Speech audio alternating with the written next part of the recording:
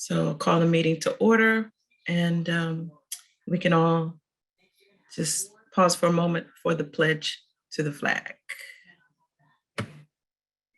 I pledge allegiance to the flag of the United States of America and to the republic for which it stands, one nation, under God, indivisible, with liberty and justice for all. Thank you. And we will pause just for a moment of silence and reflection, and just remembering we have lost 3 mayors in the last month and a half. Mayor Arrington, Mayor Ward, and now Mayor Sims, and just their families and our local leadership.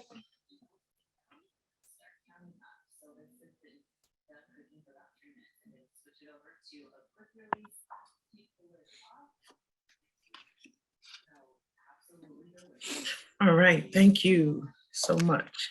Let me cut this background off. Hold on.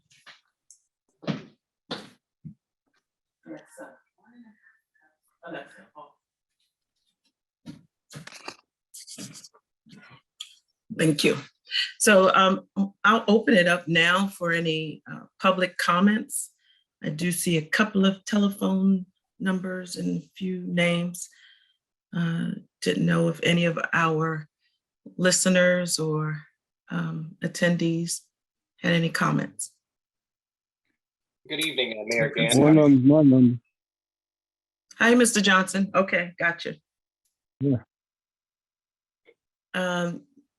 Is that Alberto? Yes. Okay, hello. How are you doing? I'm sorry I'm not on video because I don't have a baseball cap to cover my crazy hair today. But you know, with this whole COVID thing, I just haven't had a chance to get it done. But Mayor, I just wanted to say I work for PepGo. I'm basically the liaison between the town of Edmonston and PepGo, and nothing to add. I just wanted to just sit in, and you know, if anybody had any PepGo related issues, you know, I'm here to answer them. And that's it. I'll just blend back into the background. Thank you so much for just introducing yourself and letting us know that you're here. Welcome. We invite you back again and again. Thank you, Mayor. I'll be back. Take care. Mr. Zagato, can I get your address? This is Avery Ray, the town clerk, so I can add it to our notes. Yes, of course. I'll put it in the chat. Okay, thank you. My pleasure. Hi, my name is. Yeah, I'm sorry. Go ahead. I just wanted to introduce myself. I'm Sherry Armstead. I'm with the Association of Realtors, Prince George's County. And I've been assigned to as liaison between the real estate, Prince George's County real estate, and at the town of Edmonston. So I just wanted to get myself acquainted with you all. Oh, wonderful. Can you tell me some, thank you for being here first. And can you tell me some ways that we can, I guess, reach you for one thing, and then also how would you assist us as local government or residents? Just by being able to relay information, what's going on in your area as far as development, what's coming, what you all are doing. It's a learning process also for me because it is a new, it's a new committee that they've assembled to work throughout the county. So there's several of us that are assigned to different areas to help be liaisons. So as I learn more, I can share more. Wonderful, wonderful. But I will give you, I'll put my information in the chat. Okay, thank you. Well, I look forward to the updates because a lot is going on, and I think that's so you were, is this appointed? Is this it's a committee. It's called Prince George's County Association of Realtors, right? As PG CAR, as they call it. And it is we are the county, what do they call it? Community council. community Okay. council in the Right. association. So throughout the entire area of Prince George's County, every city has a liaison. And you all lucked out and got me. Well, thank you, Ms. Armstead. And you pronounce your first name Shari? That's close enough, yes. Well, tell me how. Tell me. It's Shari. Oh, Shari. Oh, Mhm. Shari. Okay. I was trying to be sophisticated. That's why. It's said okay. Shari. I've been called worse. Mr. Barnes.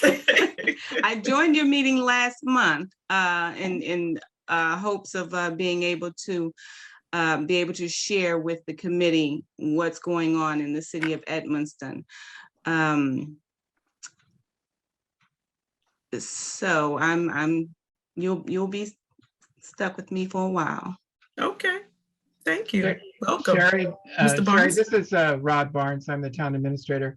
And we noticed a lot of homes going up for sale and moving rather rapidly. So is that information that you can share with us from time to time about what the trends are, how property is? Absolutely. Okay. Right now, there's a huge shortage of Okay. homes.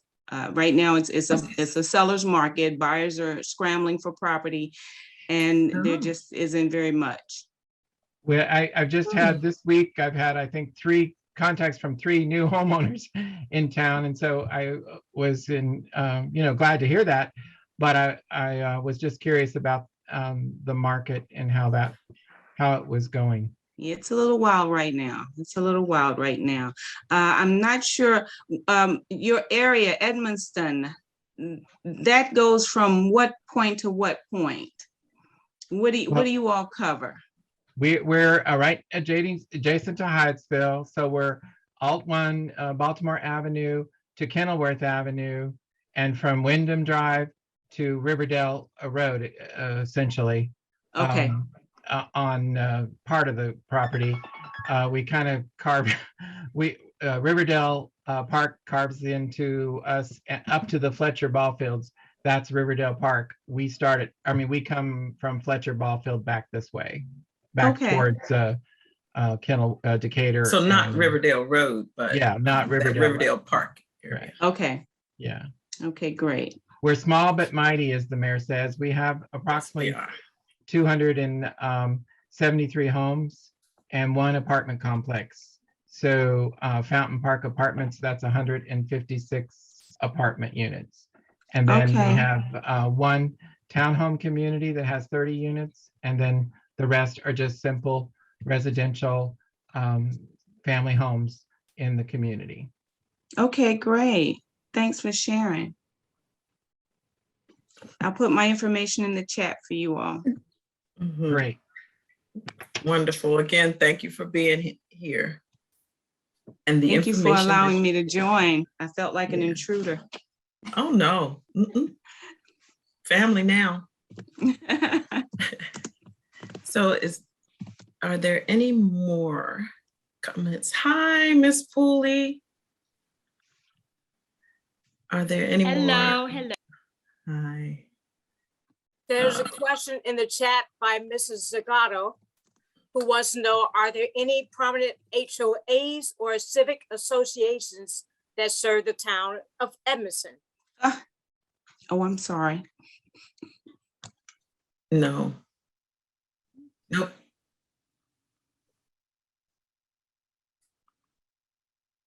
Okay. So we're going to move forward. And the next item is the approval of our minutes. It's our minutes from the virtual January the 4th Town Council work session, as well as the minutes from our virtual January the 12th Town Council work session. And I'll make the motion. did you make the motion, Mr. Johnson? And you second, Ms. McCulley? Sounds good to me. Yeah, I heard Yeah. Mr. Johnson say so. Oh, okay. Thank you. All in favor, please indicate by saying aye.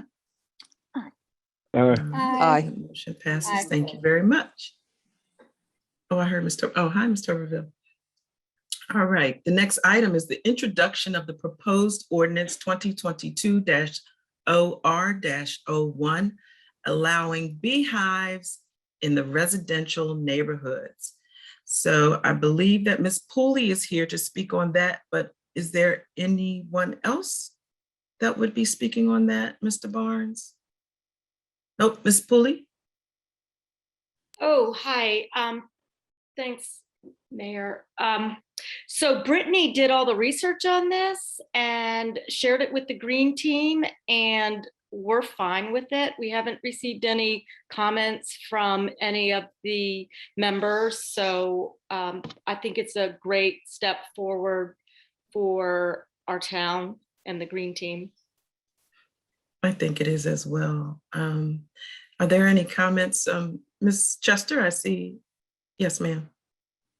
Is the draft that's attached to this meeting, the email with this meeting and the version that we're essentially kind of voting on tonight, is that different than the one that we looked at in the work session? Yes. It's much shorter, Yes. right? Yes. Yeah, okay. Just wanted to make sure. The town attorney, the one I sent out the first time that you saw in the work session was just my musings. It went to Sue Ellen to then craft it to meet our requirements. I took most of the language from that from Frederick and Salisbury. They have zoning authority, and so there was some requirements in there about distances and things that our wonderful town attorney that knows our zoning laws in Prince George's County better than I do, remove those sections that would be there. The good thing is, and I'll let Sue Ellen talk about this, but it was a good thing that we're kind of addressing this because we really did have an outdated ordinance on the books when it came to beehives. Yes, Prince George's County zoning law allows for beehives. They do have to be registered with the state. State has a law about it. And you can separately require that they register with you just so you know where they are. But the counties already said that in residential zones, you could have these hives. And so you really can't say no to them at this point.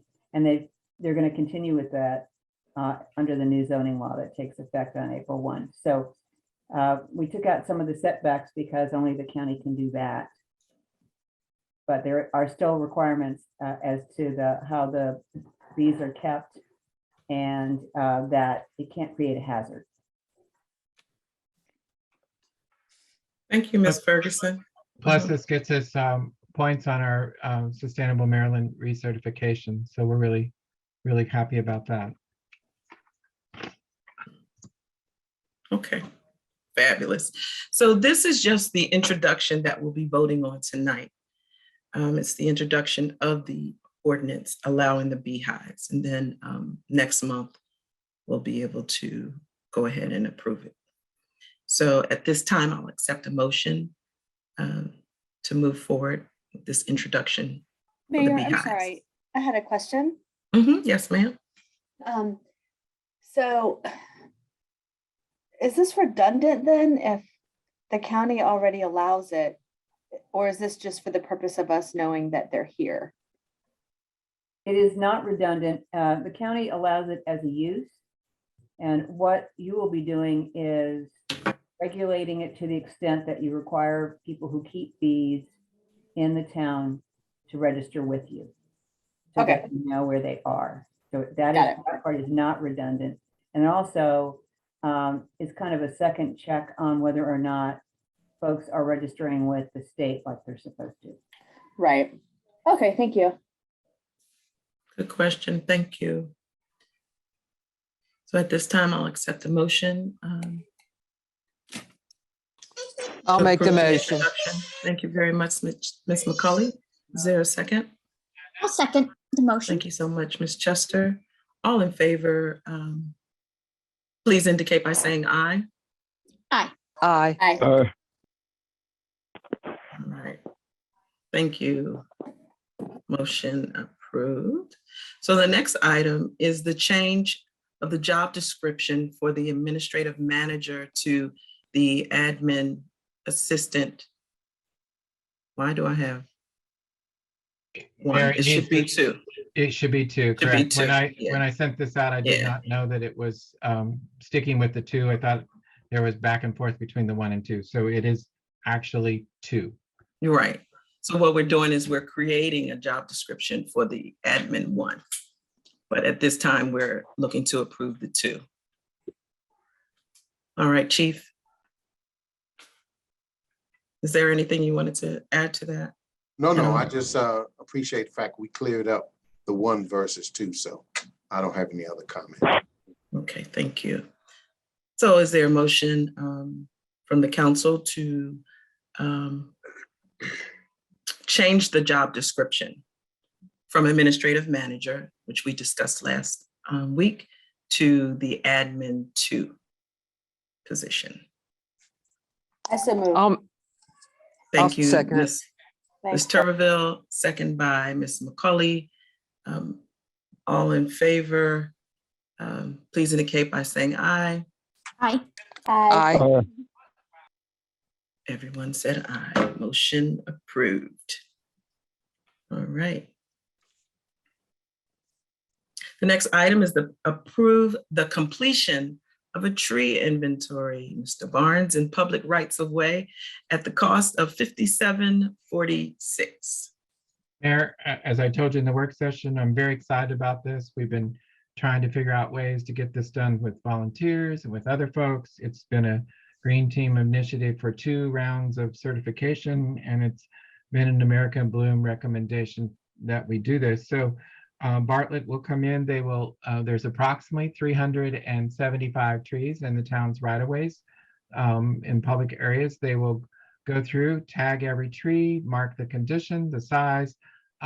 We will have then a software program that as we add and remove that, we will have it up to date, and we will know exactly then our tree canopy, how it's doing, and we can continue then to make recommendations on adding trees. As you know, we're going to be we added 26 trees in October. We're adding 50 trees on April 9th. So obviously, this is important to the community. It's also, like I said, a Green Team initiative, and I know Maggie's probably excited about this, and Jonna also. So. Yes. Any comments? Questions, Ms. Chester?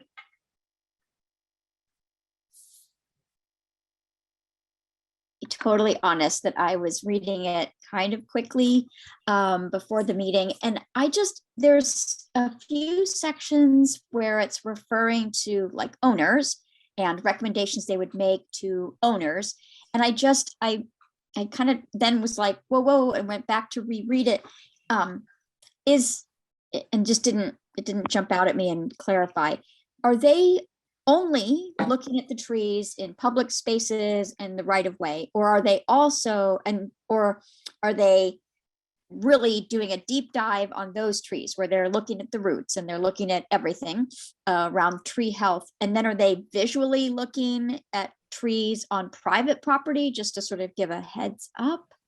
I just was confused by where it's referencing, like notifying an owner, like if they're in the right of way in public space, then we're the owner. And so we're the owner. Okay. Yeah. And so it's all in right of way. We're not going on private property, obviously, and consulting. Now, we're going to be bringing you to the Green Team, and then via them, and then back to you all, revision to our tree ordinance, where we will be putting in some more regulations. We're going to create a tree board potentially of volunteers that can help us with identifying issues on private property.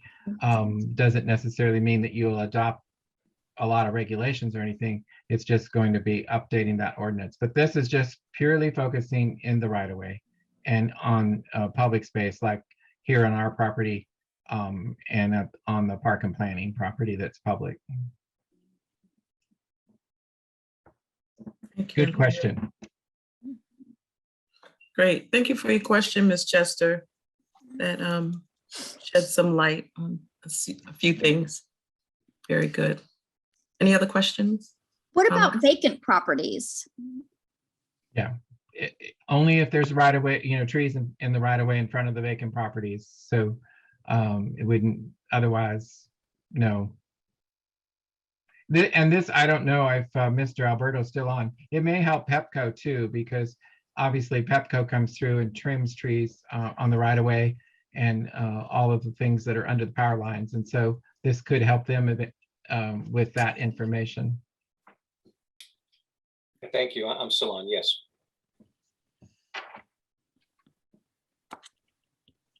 Great. All righty. You're all good, Ms. Chester?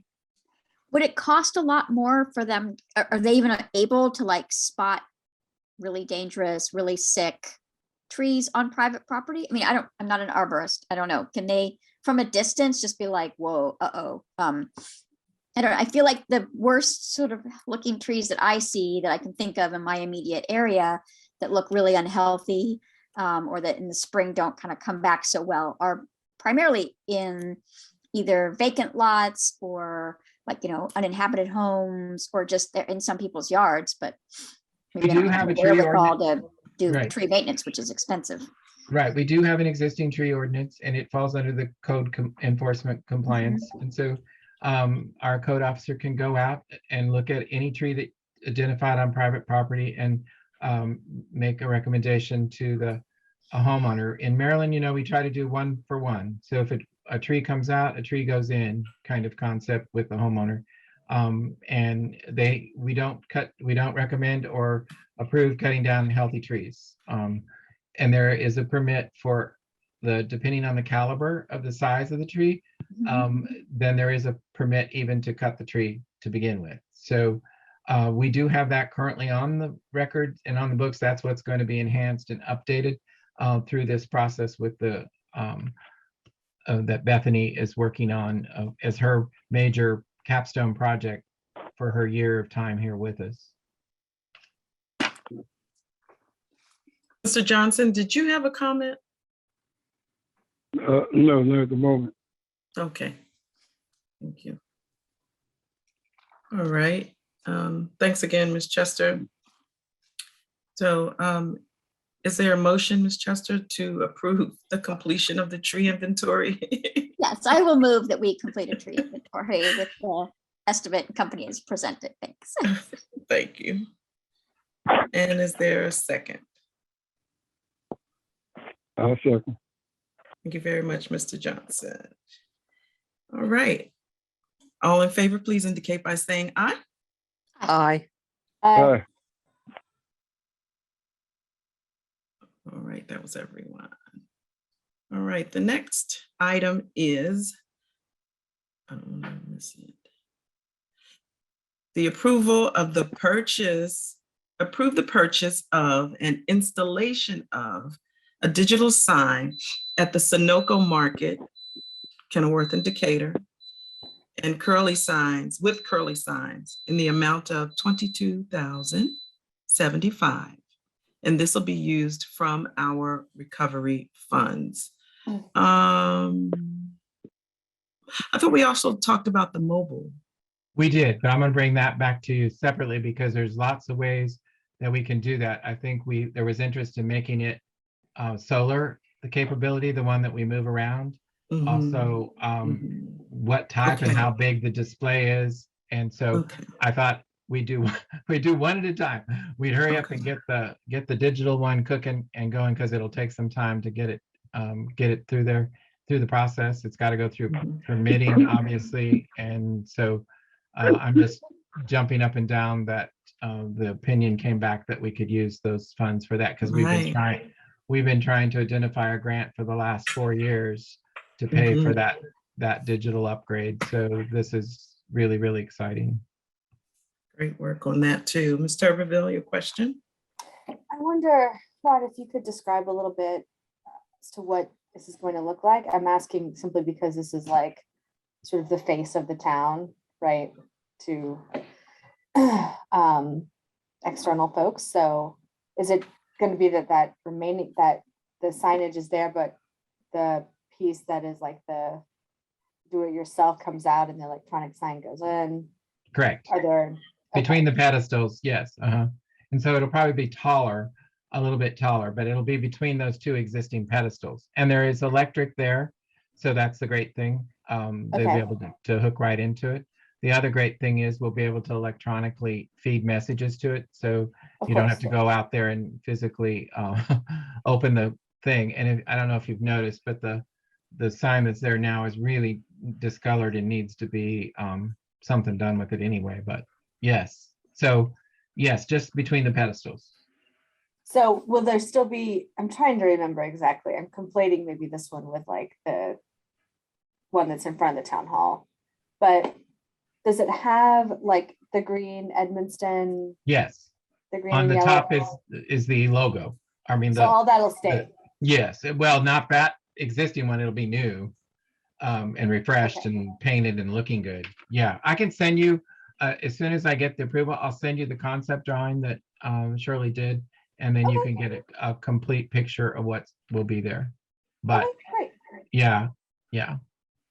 It'll have the cap with the town of Edmonston, and it'll look sharp for sure. Okay. Thank you. Thank you. That was going to be my question, just that we make sure we get it out to the council so that they can give us the nod that they like it. Yes, yes, Yeah. that's the really good. Yeah, no, I won't move forward till we have that for sure. Yeah. Mhm. Okay, Ms. Chester, were you getting ready to say something? Okay. All righty. So at this time, then I will accept a motion to approve this wonderful purchase that we're so excited about. I'll make that motion. Thank you, Ms. McCully. Is there a second? I'll second. Thank you so much, Mr. Johnson. All in favor, please indicate by saying aye. Aye. Aye. Aye. All right, that motion is approved. So moved. So I'm going to move on to our next item, which is the consideration of approval of a 5-year lease purchase agreement in the amount of $49,474.85 with First Government Lease for the purchase of a 2021 Ford Police Interceptor Utility AWD Cruiser. Woo! From the Virginia Sheriff's Association Vehicle Procurement Program, including all necessary equipment. Chief. Yes, ma'am. We brought this to the mayor and council at the last meeting, and we're just trying to enhance our fleet and survey some of the vehicles, one which has over 135,000 miles to just to update the fleet. And so we respectfully request that favorable consideration be given to the purchase of the new vehicle, as well as all of the equipment, radios, and striping, and all of the other public safety amenities that go with a police SUV 2021 Ford truck. We respectfully request favorable consideration. So that's it. Thank Does you. that price include all the financing and all those, if it's a lease purchase? That's the base price. The financing component of it, the total cost once we're all finished with our payments is, 1 second and I will tell you. It's approximately $57,000. $57,329.80. Okay. Our interest rate is 4.864%. It's the same interest rate as we had on our one we financed in last year's budget. So that I from see, that Sue. standpoint was a good situation to have. Ms. Ferguson? Ms. Ferguson, you had a comment. I do. The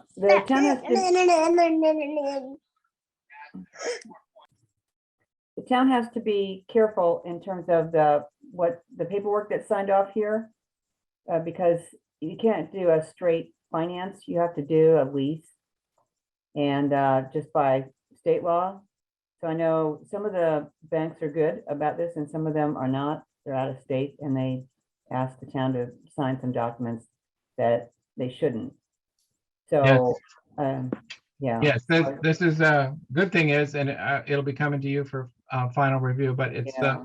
the one you reviewed and modified and sent to them last year, and they used the exact same one. But Excellent. Okay, I'll, then that should be yeah. a quick, okay, thank Yeah. you. Mhm. Chief, I just want to make sure this is going to be a fully marked vehicle, not unmarked. And which one of our fine officers is going to drive it? It looks like the oldest car that we have that's marked is that the Dodge Charger. And so the Dodge Charger will become the extra marked police vehicle, and this one will go in. So in all likelihood, it will be Corporal Beal. Okay, excellent. Yes. Fantastic. Thank you, Chief. At this time, I'll accept the Mayor, I have motion. Oh, I'm okay, sorry, I'm I had sorry. my hand raised. I didn't see you. That's okay. Didn't we talk about how the recovery funds had been what we could use them for could be expanded to now cover like first responder type That was expenses like mentioned. That was mentioned. Yeah.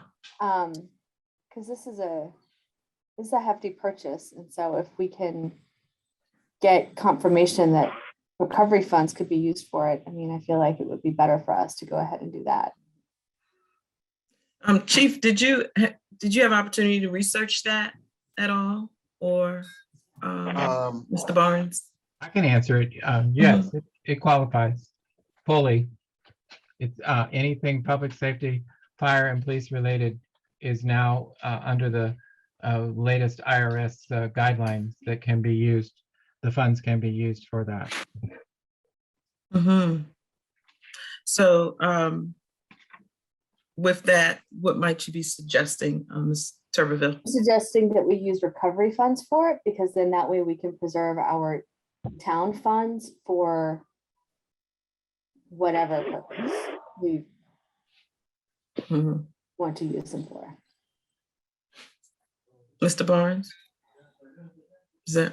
I don't know. I'm caught off guard a little bit by it, but I mean, because historically we have always leased, set up on a 5-year rotation, leasing the police vehicles, and the impact, annual impact to the budget is about $12,000. But in this case, the impact is, but we did not have that opportunity to have grant dollars or funds that we did not anticipate in the past. Certainly, logic says that paying cash along the way is much better than doing lease purchase financing. So there's certainly no reason why you couldn't just do outright cash and purchase it. It's I'm going to bring to you a little bit later as we continue to have discussion about the recovery funds and we go through some public input and so forth, that potentially buy a public works pickup with the funds. So absolutely, it can be done. So is this something that needs more discussion, more research before we approve? The vehicle is waiting for us to take delivery. It is on the lot. They're ready. They tried to deliver it actually last So it's Monday. too late. So I mean, it's certainly not too late to decide to do the cash versus the lease purchase. You can do that tonight and we're good. We haven't locked in any lease purchase thing until we sign the agreement. So you certainly could say, yes, no, we're going to decide to pay the $49,000 out of our recovery funds. Absolutely. Chief, did you have a comment? Sorry. No, not necessarily. I just, what I don't know is what the dollar amount, we don't have to say it at this time, but what the dollar amount of the recovery fund actually is, because we've been talking about doing several other things like Rod just mentioned. We need that pickup truck, and we had talked about using those funds to do that. Now, if it's a real large pot, then it may not matter, but if we would use it up doing these small things, because there may come a time in the next 4 or 5 months where I may be trying to purchase bicycles and bicycle equipment, and because we talked about that last fiscal year. And you know, a couple of other public safety things that I wanted to look at. There's an instrument called a BOLO. I'm not gonna get into that this time, but there are other things that we talked about. And so I don't know what the dollar amount is that we have to expend in the recovery fund, but I think that should be a factor as well.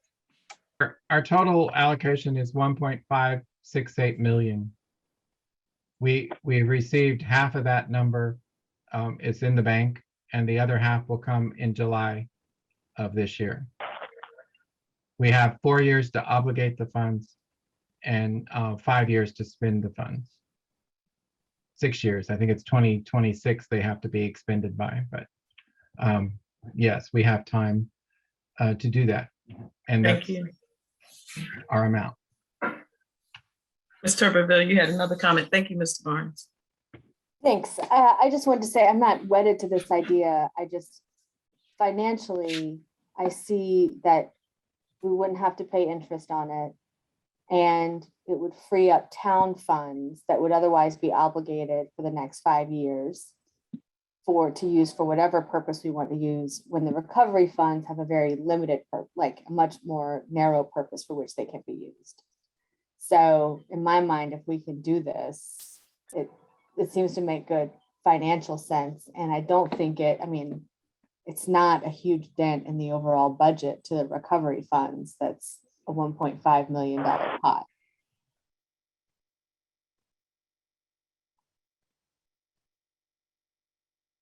Any other comments from the council? Your feedback would be important. But are there differences in things like just the warranty coverage? If it's still under a lease, are we better protected? I don't know. I'm not a car finance person. I don't know. But are there any advantages one way or the other? Is it, obviously saving money on interest makes sense, but are there other advantages to leasing a vehicle? so let me just make a request, or just put this out here.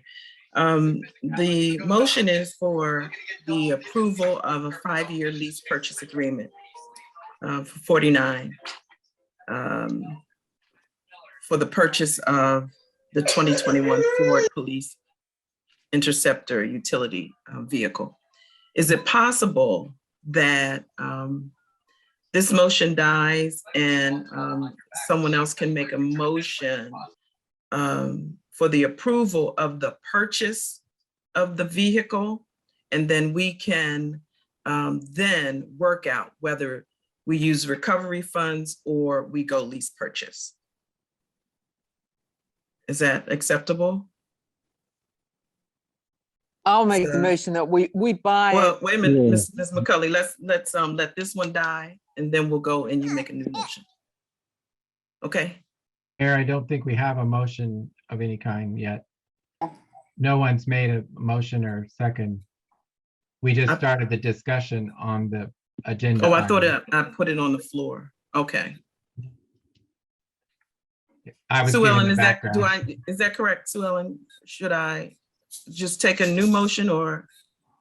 I think that Rod is right. I don't know, does anybody remember moving it and No, seconding it? I don't think so. So you're just discussing. Nobody made a vote. Right. so Okay. You actually are supposed to do that before you start talking about it, but didn't happen. Right. because the number is off the table. Yeah. Because Rod, if we get it and we finance it, we can always pay that off with the recovery funds. correct? Or, That could be tricky, and the short answer could be no. okay, I don't That- see a reason why we would either, we should either do one way or the other. I get what you're saying, Ms. McCullough, but I think we either decide to use the recovery funds or we just decide to lease purchase. But go ahead, you can place them, wait. I'll make the, Oh, go ahead, yeah. I'll make the motion. We go ahead with the purchase of the vehicle and at a later date, decide on whether we're gonna finance it or pay outright cash. Use recovery funds. Use recovery funds. Okay, Mr. Barnes, you had a comment. Well, I think Council Member Turberville really made a great point. The recovery funds, the wonderful thing about the recovery funds when they first came out, had all of these wonderful IRS regulations from Treasury, and you could do this and you could do that, and you could calculate your loss of revenue over the 4 years, and it was this 5%, 3%, and then lo and behold, luckily IRS made a new ruling and said you can make a one-time election for $10 million. If it's $10 million or less in revenues a year, you can just make a one-time election for that, and you don't have to prove the loss, and they're just assuming that you've had a loss over the time. And then they added, you can use the recovery funds for streets, sidewalks, general government services, facilities, wages, salary. They opened it up to allow capital expenditures like for police and fire for this very purpose. The great thing about using it for that cash purchase, like we're talking about, versus the lease is there's no regulation then to worry about meeting any requirements in any other way than other than just to say it's approved and we're good to go. So and there might be then that the money that's freed up that we wouldn't pay out of our regular budget could then be used with no strings at all. This has a string of at least being used for this purpose, but our funds don't have any strings. So you could use them for the residents or anyone. So it's a good recommendation from Council Member Turberville is what I'm trying to say, I guess, in a roundabout way. Okay, then I will amend to where we'll use the recovery money to purchase this vehicle.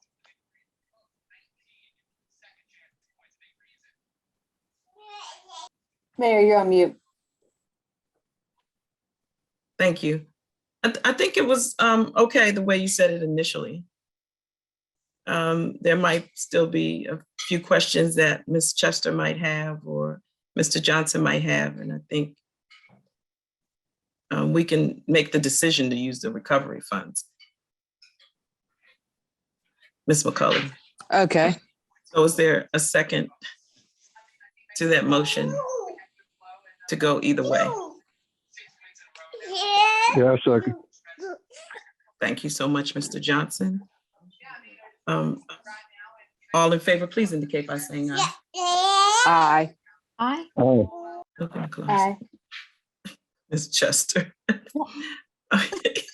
She said aye, like, I think so. I understand. I'm taking notes to make sure I'm following. Yeah. I think this was a good decision. It gives an opportunity to really decide what's the best option for us. And I think the recovery funds is a fantastic option now that it's open. They've opened up the different areas, as Mr. Barnes says, for us to utilize the funds. Before it was so restrictive. And that's why we were so excited about the electronic signs. Yes, sir. Okay, so I'm a little confused. I want to Mhm. make sure I'm hearing what you're saying.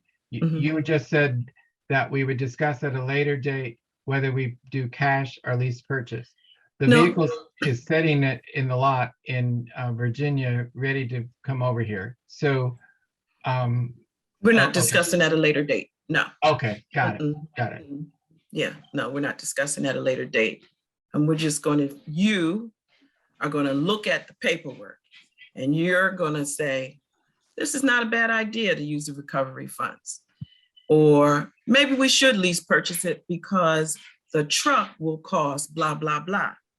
And then you're going to shoot out an email to the council and say, I think the best idea is for us to use recovery funds.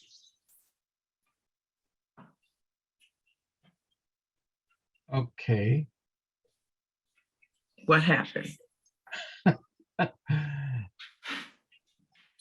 So if there is no question about it, if there's no question about it, then we're going to use recovery funds. If there is question about it and you don't think we should be using the recovery funds for whatever reason, your suggestion is that we lease purchase it. Right. I'm thinking in terms of our purchasing policy, and the policy requires any purchase over $10,000 to be approved by the council. And obviously, in the end, it's over $10,000. So, well, I guess this is a question for Sue Ellen. Did the motion that we just approved authorize the purchase? Yes, what I think what the mayor's saying is that it's intended to allow you to use the ARPA funds if that's appropriate, but if not, the fallback position is to do the lease. Okay. Okay. Have the approval for purchasing the vehicle. Okay. Thank you. So cut and dry, we're going to use the fund money. Oh, Lord. All in favor, please indicate by saying aye. Aye. Aye. I'm Mr. sorry for Johnson? being so dense. I was just thinking Mr. of our Johnson? policy. That you're doing your job. Mr. Johnson? Okay, Yeah, all right, thank you. All right, well, you get a vehicle, Chief. And so, thank you, Council. And so, Chief, your report? All right. Thank you, Mayor. First of all, let me say good evening to Mayor and Council and Ms. Ferguson. Please accept my report for the month of January 2022 as written. During the month of January, the police department recorded 6 crimes. There were no homicides, no forcible rapes, no felony assaults, no burglaries. There were 4 auto thefts, no simple assaults, no thefts, and 2 theft from autos for a total of 6 crimes reported during the month. With respect to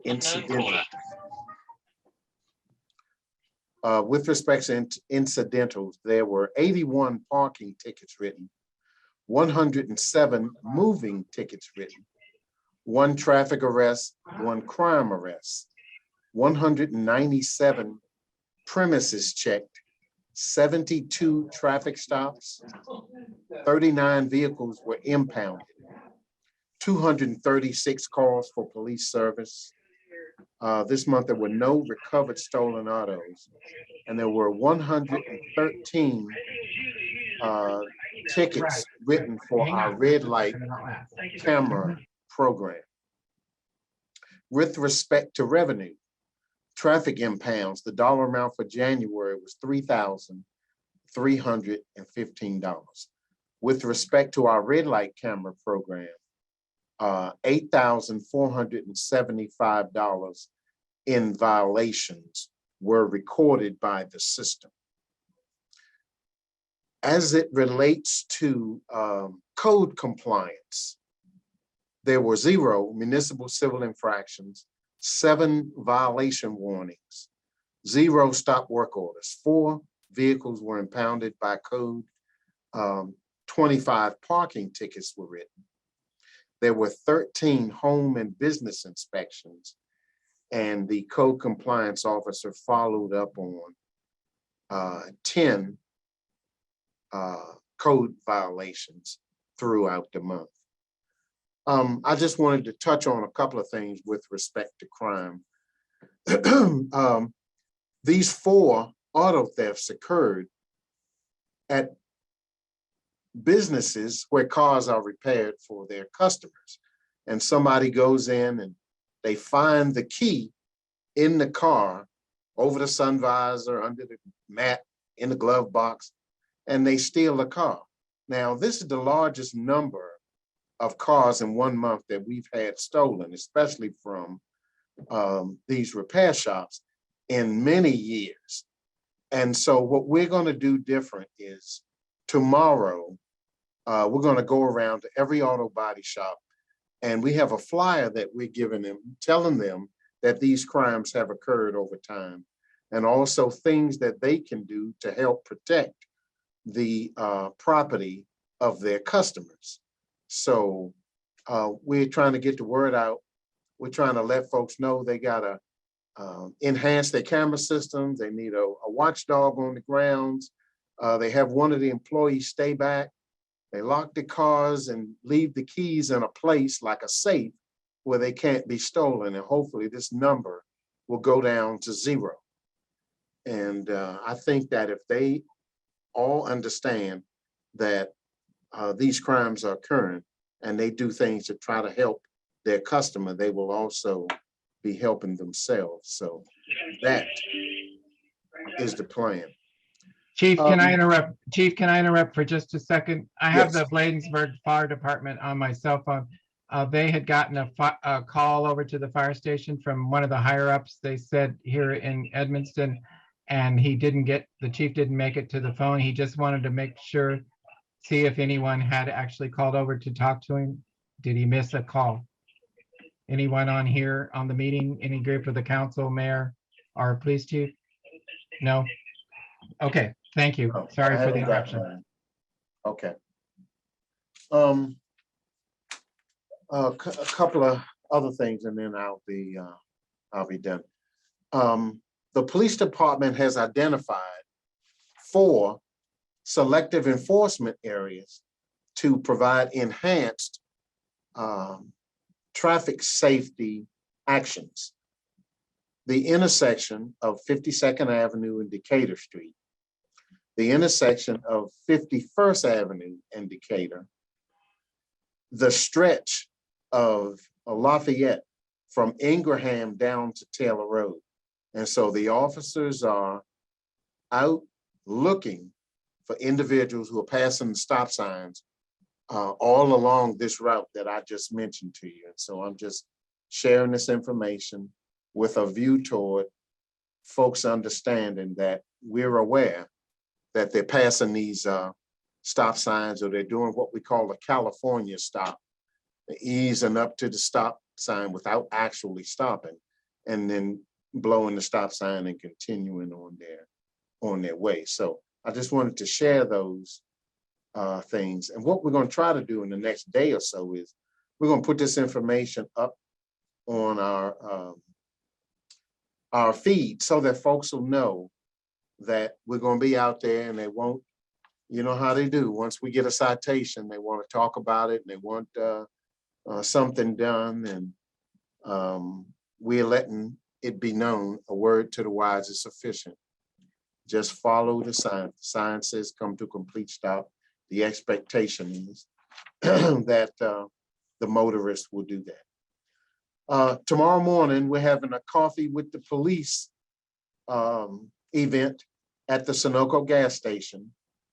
That is Thursday from 9 until 11 a.m.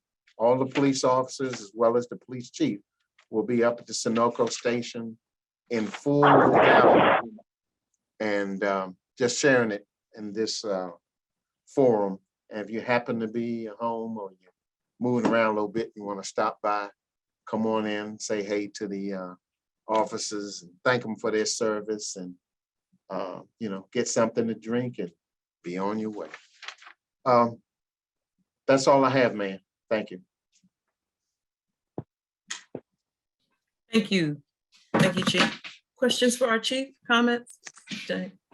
Chief, I have a question. Oh, never mind. Where are we at on hiring our part-time code enforcement officer? We are trying to, it's interesting you asked that question. I finished up all of the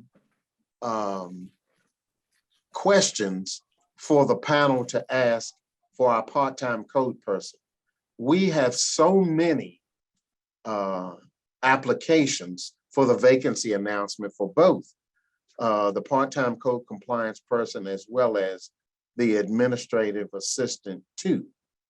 And so hopefully, if we get everything we need to do done tomorrow, that means making the notifications to the top 5 individuals, we'll be able to start next week. So either Monday or Tuesday, we'll get started and we'll get that process completed. And then I'll share the outcome with the mayor and commission as we move forward with that process. We already have the applications, like I said. We just need to schedule the folks to come in to be interviewed. All right, that sounds good. And my next one is probably one of my favorite pet peeves since I was on the council way back in 2000. The noise meter, when are we gonna get that out? Whatever you were working on, whether we were buying the noise meter or, you know, when are we gonna start using it? It desperately needs to be done. We had scheduled classes, and that's what I wanted to happen first. College Park, as well as the University of Maryland, host these classes. And I wanted the code compliance officer, as well as at least 2 officers to go to class. I want to purchase the noise meter that is similar in kind to the one used by College Park and University of Maryland, just to, you know, keep the training consistent. So we've identified the make and model. It doesn't cost too much. It's, you know, it's not significant. But what we're trying to do is finalize the training. And so hopefully in the next 30 days, if we can get them to schedule a class, and we invite folks from other places, we can do the class, we can make the purchase, and I'll report the next time we meet on the status of the training. I want the training to come first, and then we're going to purchase the noise meter, and then we'll move forward. But I'll report that the next time. Okay. To me personally, let's get the noise meter, because if we have the classes and then we're going to have to wait another however long, you know, 2 weeks or a month to get the meters in, this is something that it's got to be up and running. Now, I wanted it up and running 6 months ago. I want it up and running now by March 1st, which is 2 weeks away. Spring is coming, and there's no reason for the residents to have to put up with the noise that goes on with some of these outside gatherings. So I'm gonna really put a date on this. I want our officers trained, code, and it enforced by April 1st.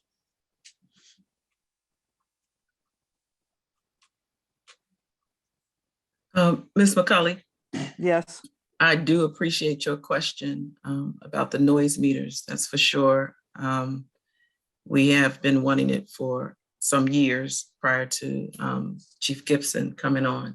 Yep. But I do recall in May of last year, this was discussed. And has that been the holdup, Chief, that you've been finding difficulty in the training? Because I know you mentioned that before, that you wanted to get everyone trained. I even saw the noise meters you were thinking about purchasing. Right. I think you showed me that. Has that been the holdup? No, what had happened, we identified a couple of meters that we thought would work, and we called the vendor said, no problem. When you need them, you come get them, no problem. But they are not the same meters that the people who are teaching the class use. That meter is much more expensive. And so we were trying to get them to do a class, but they wanted a certain number of people in the class. They don't want to do a class with one person in the class. But what I'm going to do— Is this a one-day class or what? Hours, a few hours? I'm not sure. It may be a 2-day class. The first day, they discuss the basic nomenclatures of the device, and then they have a skills lab where they go out and test it. And then they coordinate it with the language in your town's law, because it has to be consistent about how many decibels it is for you to take action, for you to give a warning or, you know, write a violation, and all those things have to be consistent. But let me, but Eric's been making the call, and then he's been briefing me on where we are, but I'll make the call to College Park, and then I'll report back. I can even, we don't have to meet to do it. I can just send you an email and say, hey, I spoke to the trainer. They advised that, you know, the training can occur on this date or that date. It's the training, not the device. So I'll do that, and I'll report what they have reported to me. I think Ms. McCauley is making a great point about us going into the warmer months. And that's one of our hugest issues besides parking is the noise. So if we could, if you could expedite that, that would be greatly appreciated. All right, thank you. I got it. All right. Ms. McCauley, I appreciate it. All right, thank you. Okay, all right. Is there anything else? Ms. McCauley? No. I think I've done enough for one night, haven't I? Thank you. You brought up All some right. great points. Very good. Thank you.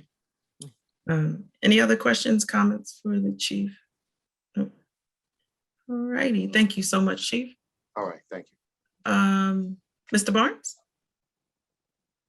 Thank you, Mayor. I don't really have a lot. I do want to remind Mayor and Council about a couple things. You'll see a lot of publicity, and I would encourage the residents that are on here tonight, please sign up and participate and attend the Economic Development Strategic Plan listening session scheduled for the 16th. Postcards went out. Flyers are coming to your doorstep tomorrow. Yeah, there we go. Thank you, Councilmember Chester. The council members cannot participate, so I suppose you could listen, but they indicated they would prefer not to have you all involved as they get input from the businesses and the residents on the plan, and then they'll meet with you, as you recall, in March to give you what they hear and what they have. So if you know somebody, you know, a friend, the neighbor, knock on their door, tell them please register and sign on and participate. It's really important to us, obviously, as we continue to go forward and develop that economic development plan for the coming years. The other thing, Avery and her team is working diligently and hard to make our virtual Black History event a big deal. And we did some shout outs on that on Constant Contact this week, but it is on February 27th. We'll be unveiling it. It is virtual. We're focusing on literature and music. We have youngsters from here in the community. She's recruited volunteers of, I think, 12 that are going to participate, as well as you folks yourself. And we have an award-winning author and excerpts from our interview with Reverend Jerome Fowler, Adam Plummer's descendant. And so it should be a very exciting event, and I would encourage everyone to celebrate Black history and take a minute to watch that and be involved in that. The social media campaign is moved to the next phase, which is strategic planning. And so we had a quick meeting about that today. The research report is out. I'll send that out to you tomorrow. I think I thought I had, but I'm not sure. So I'll send it out again just to make sure. Now they'll focus on developing a strategy and doing some branding work and doing things they want. They're happy with some of the things that we've incorporated already and are going to continue to incorporate. We do have we're working towards text messaging. We have sent out 2 successful text message alerts. We have a group of 100 residents that are the test pilot group is the flood victims of 2020. And so it's working. And so now we're going to keep expanding it to create another list so that those text messages can go. We used it for cancellation of the food distribution and was really well received on that. So was glad that that's working. We do have events coming up and they're listed on your agenda. I'm not going to go through all of them. In March, we'll have dumpster day again. We're expanding to have an extra dumpster this session so that we can hopefully get everything and don't have to turn anyone away. And then April 9th is a big day for us. That is Bethany's Arbor Day celebration and tree event. And then it's also Spring Festival Caravan. So we're taking the idea of incorporating events into one so that we aren't doing a lot of events, but focusing on trying to do them one. The other and the last thing, and then if you have questions, I'll be glad to answer. Bethany is introducing a series of workshops, virtual workshops, just designed for the Spanish community, Spanish-speaking community in Edmonston. They are all about the environment, and she reached out to the National Audubon Society, to Anacostia Watershed Society, and they'll all be offered in Spanish, and then we'll translate to English and post on the site. So I'm excited about that. That's our first outreach specifically for that purpose. And I'm happy to answer any other questions you might have.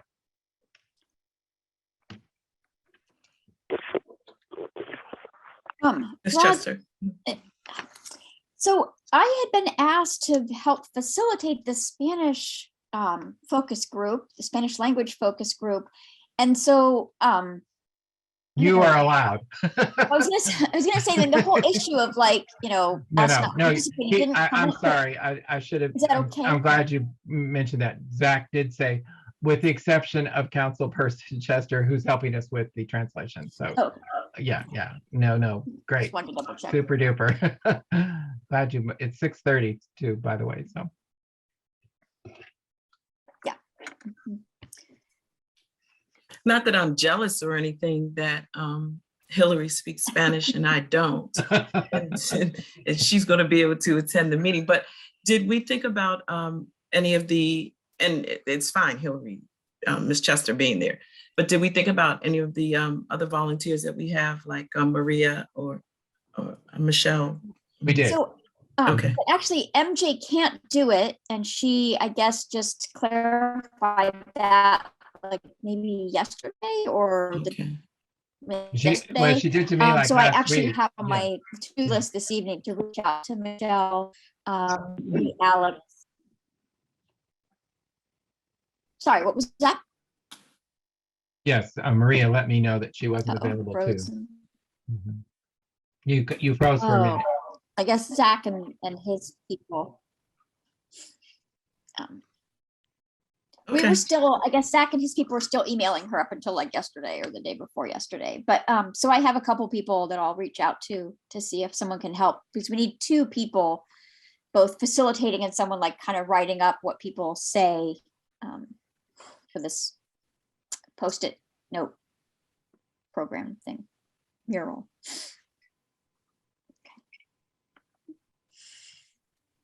Okay.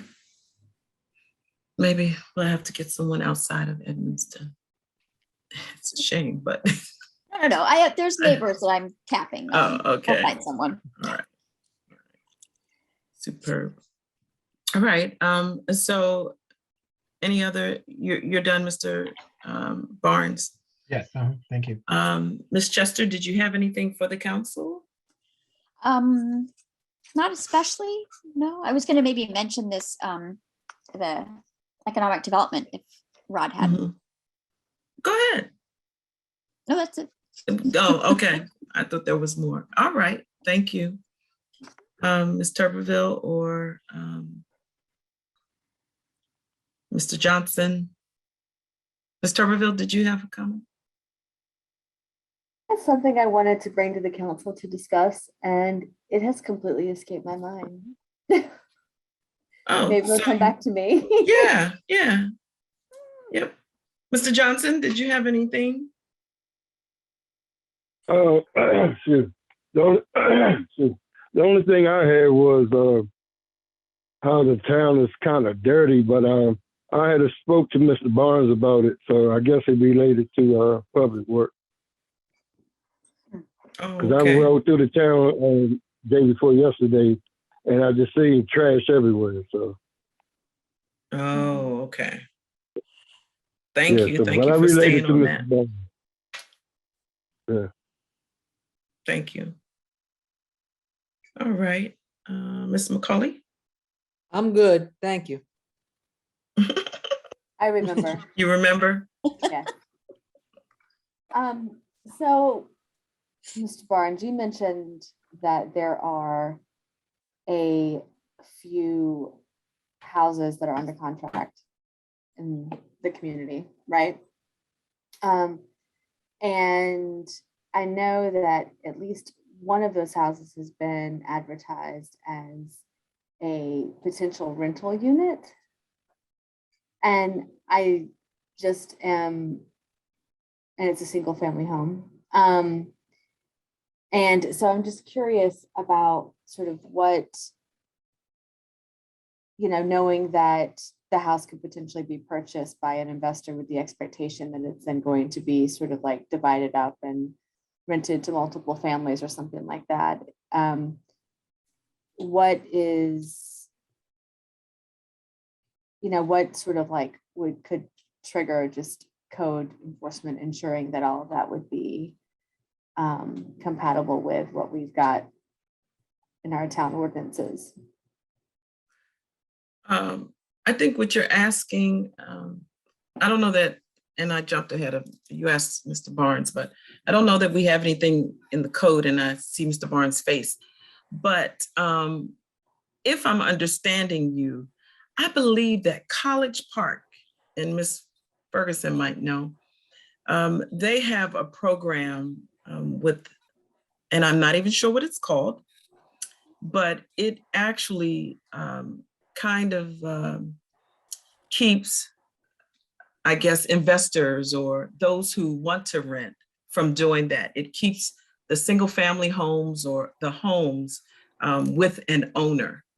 And because I had talked with Patrick and he mentioned the program. Are you familiar with that at all, Ms. Ferguson?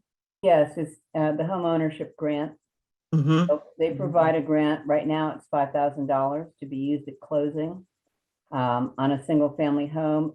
And the buyer has to promise to live there for 5 years and not to rent to more than 2 other people. And they have to be there. They have to live there. They can't leave. The county zoning requires that the R55 zone is a single family home, which means that you can rent to up to 5 unrelated people if you don't live there. But you cannot carve the house up into different dwelling units, each with their own kitchen and that type of thing. And code enforcement can deal with that if there's evidence of something like that going on and require that they be registered and be inspected. But that's what College Park does, because renting a house is a property right that you acquire when you buy a house. So as long as you do it lawfully, you can do it. But they have such a problem over there with investors coming in and buying up houses and outbidding just regular families, because it's so much more remunerative to rent to undergraduates there. They can make a lot more money. Right. So they have programs that encourage people to buy single family homes and put money on it. And University of Maryland has a program that gives additional funds up to $15,000 for faculty and staff that will live in the city for 10 years in a single family home. Wonderful, wonderful. Is that something similar to what your aim is? Well, I'm thinking of something a step before that. I think then we might have potentially some homes and some single family homes in town that violate the county code, that are being advertised as having multiple kitchens, as like it could be potentially like multiple units within a single home. So what I'm wondering is if we could kind of proactively sort of scan the real estate listings Yes. that are in town to kind of see if that sort of thing is going on. I Because have, you can, sorry. yeah, go ahead, Swellen. I have, there are a couple of times I have seen where town, and that's also happened in University Park, happens in College Park, where code enforcement will contact the realtor and ask them to change the ad because what they're advertising is not legal. Uh-huh. Mm-hmm. You know, if you have separate dwelling units, more than one dwelling unit in single family home, that's not allowed, at least not so far. So I know there's a lot of talk about accessory buildings now because of the issue about moderate priced housing. And, but that has to be an accessory building. It's not making the single family home itself into multiple dwelling units. So I know they've done that too and said, you know, take down the ad because you can't advertise it this way. That's not legal. So that's another proactive thing you can do.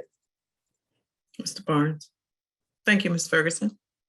When we collect our rental license fees, we sometimes get requested to do multiple units in a home. And I know of that, and the town over the years has collected those fees for those multiple units.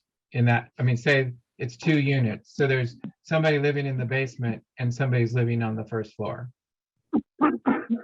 It depends on whether it is an actual separate dwelling unit. Generally, what that means is that there is a kitchen facilities and a separate entrance, and the 2 units are separated from each other, like by locked doors or something, because obviously if you have 2 different units, you don't want the other person walking into your unit.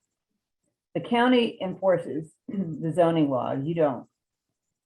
And so the county should come in and enforce that for you.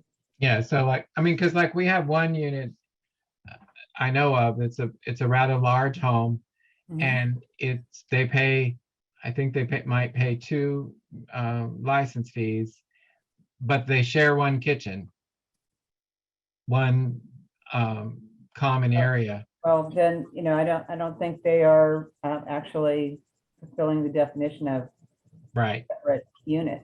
Yeah.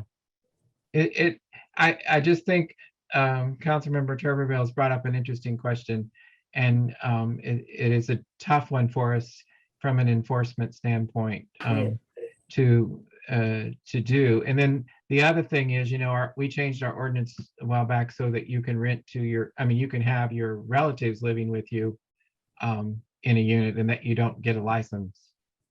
So if it's non-relative, then obviously there's a license involved. I guess what I didn't think that it would be, I was hoping it wouldn't be too onerous to take a look at the real estate listings like every couple of weeks and just sort of see how things are being advertised, because I think as the housing, you know, because there is such a demand for housing and people do see, you know, I think what College Park and University Park have experienced is probably something that we're going to start to experience too. You know, I think that's a great idea about the real estate listings, and I think Sue Ellen pointed that out to do that. But think back to the flood and how many homes we had, 90 homes flooded, and how many of those had upstairs living and a basement living area, and they were fully equipped with kitchens and you know, living space in the basement the same way that the upstairs is. Right, Mayor? Yeah. And I also think that just checking out the program in College Park is a great idea. There are a lot of points in their program, but we may be able to pull some things out, I guess, and see if it'll work with us because I think we can encourage. We can't enforce, but we can encourage. And I think that is the lore of that grant in College Park. So very good question. And I think maybe Ms. Armstead could assist us maybe with listings or what she sees. We're still trying to, I will check to see what my how far I can go with assisting. When you start talking about that particular situation, that's a really slippery slope. Oh, okay. It's a really slippery slope because you have to be careful of fair housing and all kinds of other issues not to be violated. So you have my number, please call me. And then that way I can talk with you to see exactly what it is I'm hearing. Okay, thank you. Thank you. All righty. So we've heard from all of the council and Mr. Barnes. And before we leave, I just wanted to make mention that, one of my grandchildren, they go to William Wirt Middle School, which I think is a very good school. Unfortunately, they are part of the elements within a neighborhood. And recently, over the past couple of months, they have had incidents that involve either robbery or gun. And just today, they found an unloaded BB gun or pellet gun on a student. And it's just so concerning, but there are so many children that feed into that school. But one of the things that the principal is very good about alerting the parents, and I'm telling you, this new COVID has allowed communication to be better and sometimes too much, a little overwhelming. But one of the things that she did when she sent the letter was to say to parents to talk to your children, those who live in your home, about bringing weapons to school, the consequence of it, to pay attention to your children and see what they're doing. And I think that is like the best message. And I wanted to, shout out Miss Simile, Dr. Simile at William Wirt, because that's the thing. And I'm sure Bladensburg is experiencing it, as well as other schools. I know in Parkdale, there was a shooting maybe 2 weeks ago that they're experiencing that. But the thing is, it's home. We got to kind of pay attention to what's locked up, Chief, right? Weapons that are not locked up. So what's locked up, what's not, and what's the language that is being used in the home, whether stay away from that, don't do that. So just wanted to make mention that our children are a little stressed too about that, but we have a principal that communicates with parents. And then also we have to look at mental health, especially because of the loss and the suicide of our recent neighboring Mayor Ward.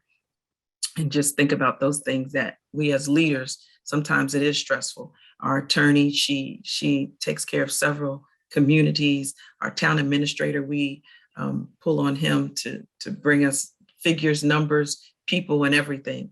And us, we're leaders within a municipality where we try to answer calls. We try to, whenever there's an emergency, we try to respond. We want to say hello to everyone. We want to bring food to them. So, and it's a lot that we carry besides our regular life. So our mental health and self-care is very important. And that is the word from the mayor. So I also wanted us to go into a closed session to discuss personnel matter. And so Ms. Ferguson, did you have a report or comment? No. Do you require my presence for the closed session? No, ma'am. Thank you. so we can make a motion to adjourn this meeting. I'm sorry, to go into a closed session, not return back to this open session. So I'll make a motion. No, I don't make the motion. I'm requesting a motion to adjourn this meeting and to go into our closed session and not return back to the town meeting. Ms. McCullough, you do that one. Oh, no, go ahead, Ms. Turberville. Are you looking towards your? If I may just real quickly say thank you for allowing me to join your meeting. And Ms. Gant, I look forward to hearing from you. Also, Mr. Barnes, I'd like to speak with you too. So thank you so much. You all have a great evening. Thank you, thank you. Thanks again. Thanks for coming. Oh, okay. And so, Rich. Okay, so if the chief could stay on and Mr. Barnes and council. But no one made the motion. Oh, Ms. Ferguson left. I move that we adjourn this meeting, go to a closed session, and then not return back to this meeting after the close. A second. I second. Thank you. All in favor? Aye. Aye. Okay, we're just gonna have a real quick, brief meeting, but I need about a 2-minute break. Just 2 minutes, maybe 3.